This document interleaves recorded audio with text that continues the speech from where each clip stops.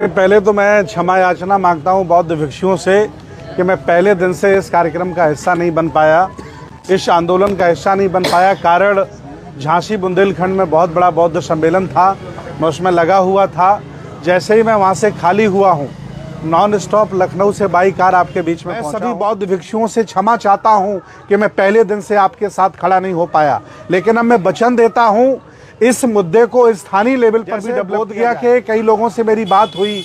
उन्होंने कहा कि आकाश लामा पश्चिम बंगाल के रहने वाले हैं और भंते प्रज्ञाशील जी महाराष्ट्र के रहने वाले हैं। स्थानीय लोगों को इन्वॉल्व किया जाए तो मैं निवेदन करूंगा, बुद्ध, अशोक, फुले, साहू, अंबेडकर की विचारधारा वाले लोग हों, भीम आर्मी के लोग हों, बुद्ध, फुले, साहू, अंबेडकर को मानने वाले लोग हों, स्थानीय संगठन के लोग हों, ये सारे के सारे इस आंदोलन का किसी एक व्यक्ति का नहीं है, एक संगठन का नहीं है, ये 100 करोड़ आबादी का कार्यक्रम है, पूरी दुनिया का कार्यक्रम है। और भगवान बुद्ध के अनुयायी पूरी दुनिया आज बहुत शर्मिंदा हूँ कि मैं पहले दिन से इसका हिस्सा नहीं बन पाया, लेकिन अब मैं सभी अपने सीनियर और जूनियर बौद्ध भिक्षुओं को विश्वास में डटा रहूंगा, खड़ा रहूंगा। जब तक ये जालिम बोध गया मुक्ति आंदोलन को हम सफल नहीं कर लेते, तब तक हम बोध गया से जाने वाले नहीं हैं। अब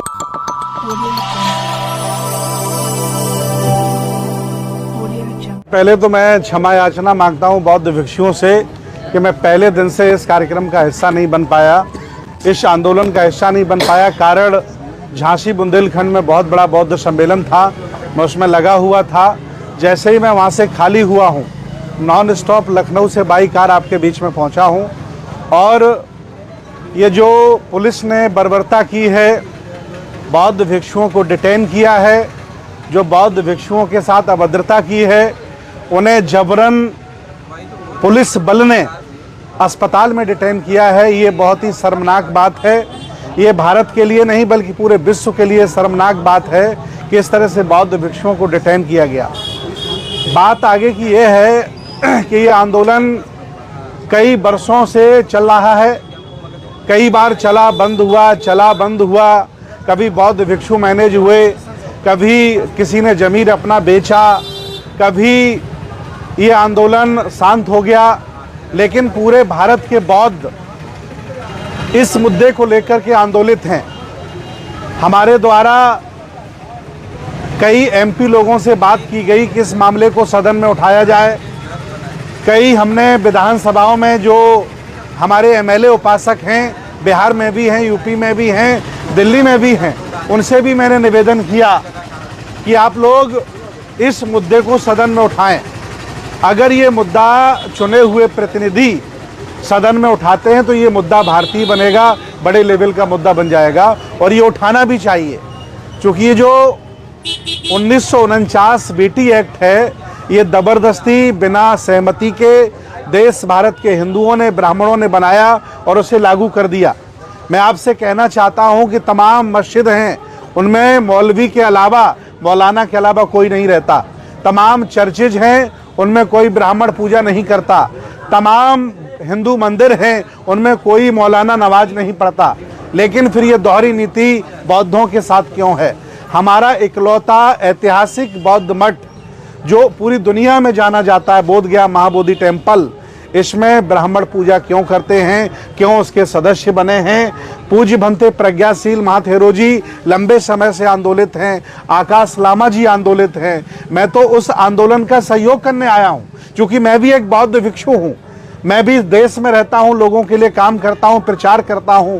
तो लोगों ने मुझसे कहा कि भंते जी जल्दी आप पहुंचिए, वहां बौद्ध भिक्षुओं के साथ बर्बरता हो रही है, अत्याचार हो रहा है, पुलिस बौद्ध भिक्षुओं के साथ बहुत अच्छा रुख नहीं अपना रही है। तो मैं दौड़ा दौड़ा यहाँ पर आ गया। मैं सभी बौद्ध भिक्षुओं से क्षमा चाहता हूँ कि मैं पहले दिन से आपके साथ खड़ा नहीं हो पाया, लेकिन अब मैं वचन देता हूँ इस मुद्दे को स्थानीय लेवल पर भी डेवलप किया जाए।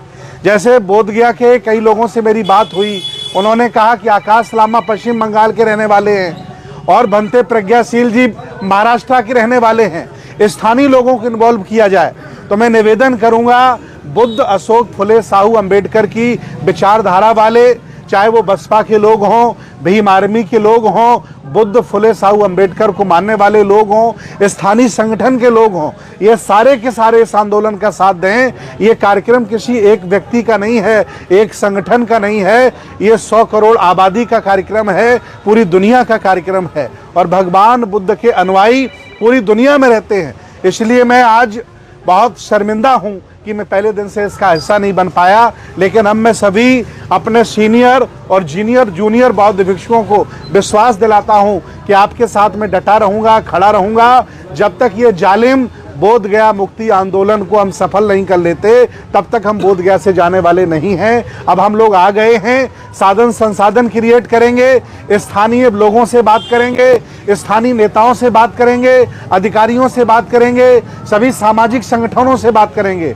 और जो बौद्ध भिक्षु यहाँ पर, भारतीय बौद्ध भिक्षु लगभग यहाँ 500 से ज़्यादा रोटियां खाते हैं, अलग अलग बुद्ध विहार में पड़े हैं, मैं उनके बीच में जाऊंगा, उनको भी कहूंगा कि बौद्धों का मान सम्मान है, आपने चीबर पहना है, चलिए आंदोलन में शामिल हो जाइए, नहीं तो मैं आपको भी किसी गद्दार की तरह ही मानूंगा कि आप शामिल नहीं हो रहे हैं। लगभग 500 से ज़्यादा बौद्ध भिक्षु बोध गया में भारतीय कल्चर के रोटियां तोड़ रहा है, यहाँ पड़ा हुआ है और अनशन में हमारे आंदोलन में वो नहीं आ रहा है। उनसे भी मैं निवेदन करने जाऊंगा और सामाजिक संगठनों से निवेदन करूंगा, पूरे भारत के सभी बौद्ध भिक्षुओं से जो सक्षम हैं, मजबूत हैं, वो अपने साधन संसाधनों से बोध गया आ सकते हैं, मैं उनसे भी निवेदन करूंगा। आए एक बड़ा सवाल निकल कर आ रहा है, आज से सदन की कार्रवाई शुरू हो रही है, क्या हमारे कुछ सांसद इस मामले पर सदन में भी आवाज उठाएंगे? मैंने 4 सांसदों से स्वयं बात की है, जिनसे मेरा व्यक्तिगत परिचय है।